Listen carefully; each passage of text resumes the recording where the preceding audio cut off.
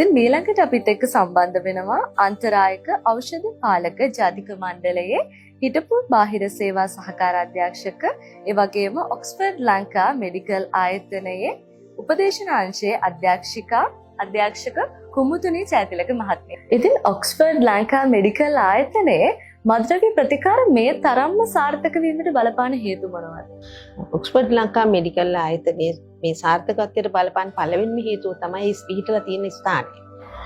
ඒ වගේම මේ සේවාවේදී අපිට බටහිර ඖෂධ ප්‍රතිකාරය, මනෝ ප්‍රතිකාරය සහ උපදේශනය කියන ත්‍රිත්වය එකතු කරලා ඊටාම ක්‍රමානුකූල ප්‍රතිකාර සැලැස්මක් සේවාලාභීන්ට ලබා දෙනවා.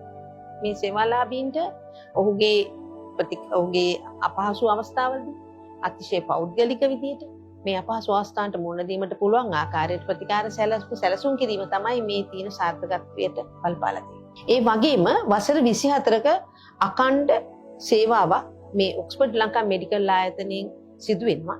මේ නිසා තමයි ඔක්ස්ෆර්ඩ් ලංකා මෙඩිකල් ආයතනය මේ තරම් සම්මානිතයට පත් වෙලා තියෙන්නේ.